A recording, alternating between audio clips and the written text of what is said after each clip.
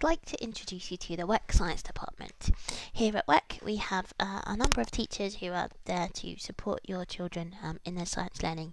Mrs Parkinson, who's head of department and teaches both biology and chemistry throughout Key Stage 3, 4 and Key Stage 5. Miss Murphy, who teaches Key Stage 3 Science and Key Stage 4 and Key Stage 5 Chemistry.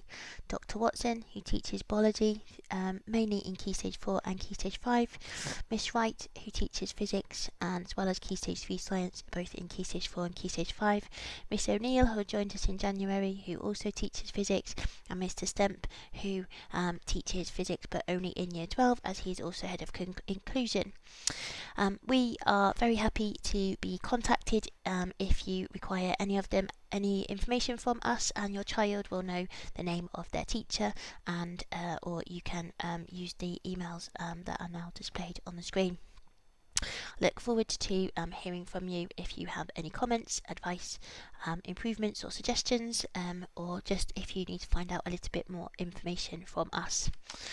We got amazing results last year and we were very impressed with the students in Year 11, and we hope that those students in the current Year 11 will continue to improve on our results. Every single one of our students who did single sciences in biology, chemistry and physics scored a grade 5 and above. In fact, everyone scored a grade 6 and above. This meant that most students were scoring 2 grades or above their average CAT target. So if a student had a CAT target of a 4, was likely to get a 6 or higher studying science here at WEC. In combined science, which is overall of 2 GCSEs, and remembering the vast majority of our students who would be expected to score a 6 or above would probably be doing the separate sciences, we still got 89% of our students scored a grade 5 and 68% of our students 89% scored a grade 4 and above, and 68% scored a grade 5 or above. This was almost 2 grades above their average CAT. So really it's all about how much the students want the high grades. If the student and you are willing to put the time in, then the team here at WEC will definitely help them to achieve really well. So what are our WEC expectations? So we always want students to work really hard and do their best. We expect students to meet work deadlines and be committed to producing quality, independent and home learning. We expect their commitment to being on time and in school, and this still applies in distance learning. Punctuality is very important. Respect for everybody is also important, and being active in supporting the Academy's zero tolerance policy towards bullying. We hope that they would take part and be enthusiastic about enrichment activities and embrace risk-taking and failure as part of the learning process, and be responsible, effective and resilient learners. We are very lucky to have some absolutely fantastic students at WEC, and we hope that we support those students in the best way possible. In science we have a few extra rules. We do not allow any eating or drinking in the laboratory, including their water bottles. Students are asked to leave their bags and water bottles outside of the classroom. If they do need to take a drink, then obviously they can step outside to do that, but they are not allowed to have any food or drink in the laboratory. This would also be the case for staff as well. We want students to always work safely. They always stand up during practical work with their tie tucked in and their hair tied back.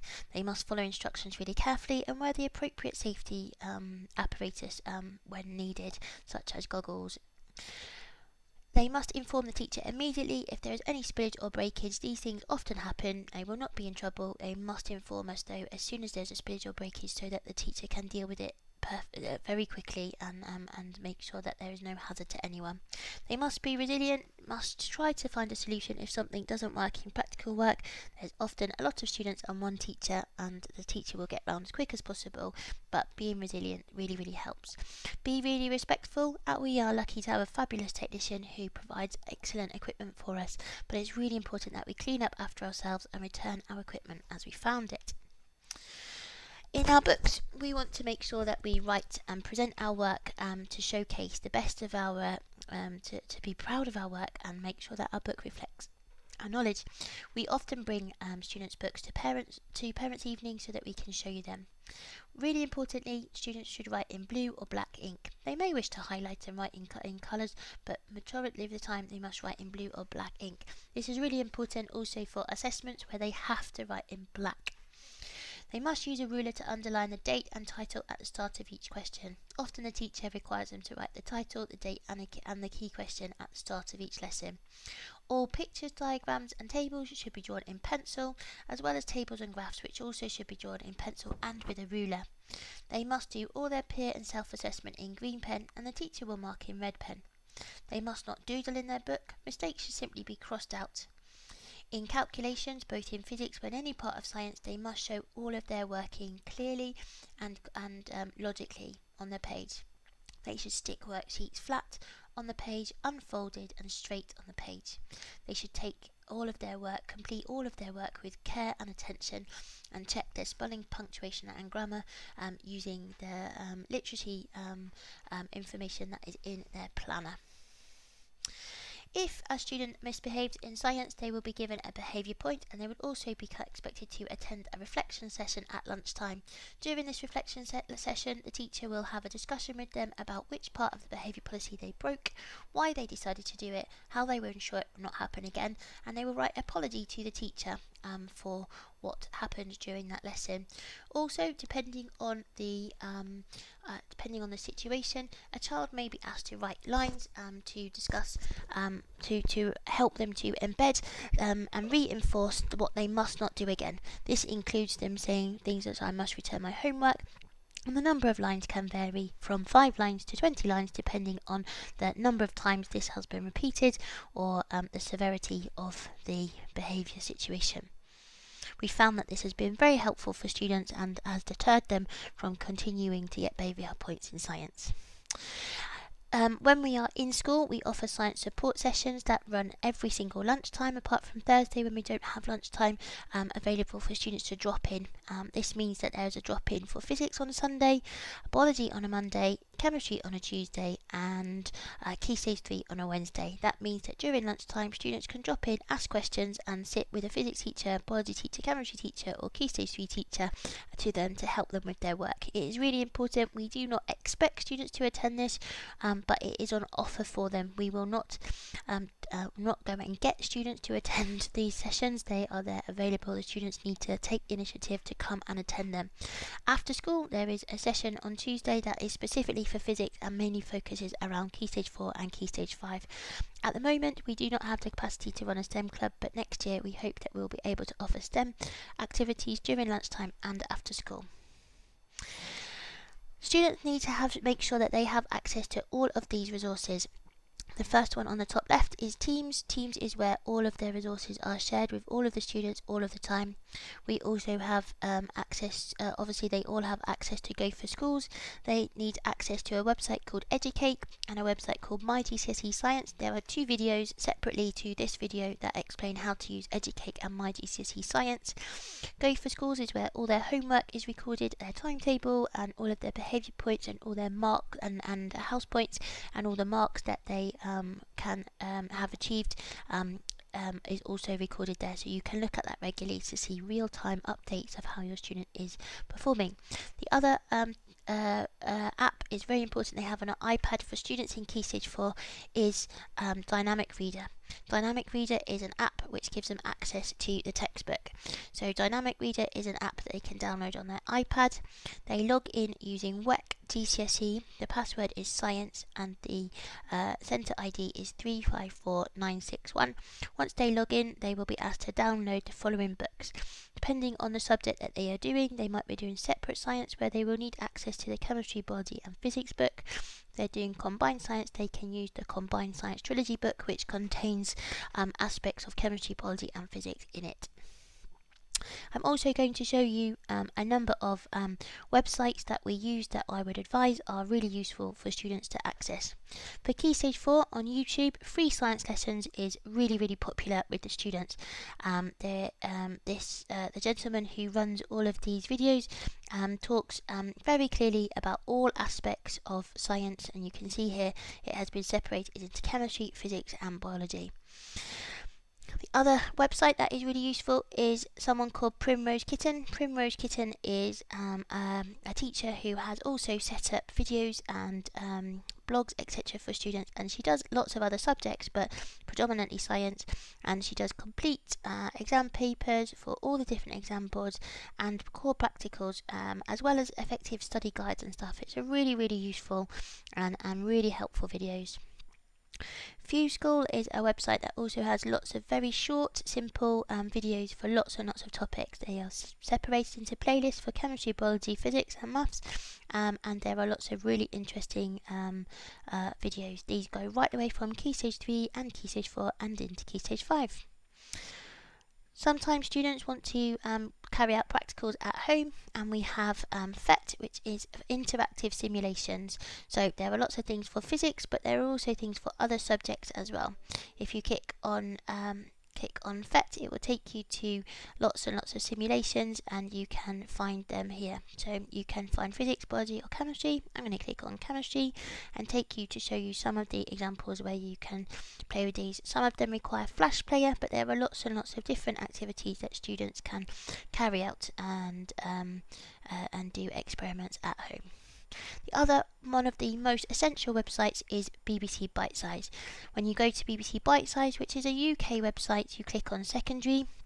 You would depend on the age group, you would be looking at Key Stage 3 or GCSE, and in there you will have access to all subjects. However, the most important ones that we are looking for at the moment are science, and in science you will be split into biology, chemistry and physics with some combined science information as well. Just be aware that some of the videos are unable to play because they are based in the UK browsers, but the resources are really good, and a bit like having a really good textbook on there. So we use the AQA specification at GCSE, and here you can see it's all separated into the separate sections. Many people ask about exam papers. Exam papers, physics and maths tutors, an absolutely amazing website for exam papers. You can click here and find chemistry exam papers for both GCSE, IGCSE, but also for A-level as well. This is really helpful and really useful. We use 9-to-1 GCSEs UK, so you can click here and go into look at lots and lots of different papers, but as well as this, they've split into foundation and higher in the revision sections. The work is also split by topic, and you can click into AQA GCSE, but they also do this for A-level. And here you are split into the sections. So if you went into quantitative chemistry, there are notes for all of those different areas, flashcards that you can play with, and then question papers and mark scheme for all of the key different sections. These are excellent ways to test your knowledge and mark your own papers to build your resilience. My GCSE Science, again for Key Stage 4, is an excellent source of information where you can have access to lots and lots of videos and quizzes, etc. of a range of every topic that is in Key Stage 3, and they do that for biology, chemistry and for physics. All students have paid access for this in year 9, 10 and 11. Final one, Educate. Here is a website. Like I said, there is another video that explains how to use it, which allows you to set yourself tests and allows you to break down information and find out information. I'm just going to log in for you here. And I will show you the kind of information that I can see. So I can see tests that I have set by my students. I can go in here and I can look at a mark book for a particular year group, and I can see the test that they have completed. Obviously here you can see that there's no test completed, but if it was a group that I would be able to see that. And I can also click into a student. And I can click into a student and we can have a look at what they have achieved, and we can see the students from that group, how they have achieved in the different topics that they have covered. Is a really good website for help. So AQA is our website that you can find more information in. We follow AQA for Key Stage 3, which has a breakdown of the kind of syllabus that we follow and the key information that needs to be followed. This is an excellent document that you can download and read more information about, and there are some free resources for you to be able to follow. Go back to science. Here you can find all of the aspects for GCSE. We use Combined Science Trilogy, and again here it takes you and tells you lots of information about exactly what is covered. You can see specification at a glance. It allows you to see exactly the content that is covered in each section of the work, and it breaks down how the exam papers are designed and how long they are and how many marks they're worth, etc. So there's lots and lots of information for you there, and the same for A level. These are the main resources that I would recommend every parent has access to. So the AQA website, Educate, My GCSE Science, Physics and Maths Tutor, BBC Bitesize, FET, and then YouTube, specifically Fuse School, Primrose Kitten, and free science lessons. Thank you very much.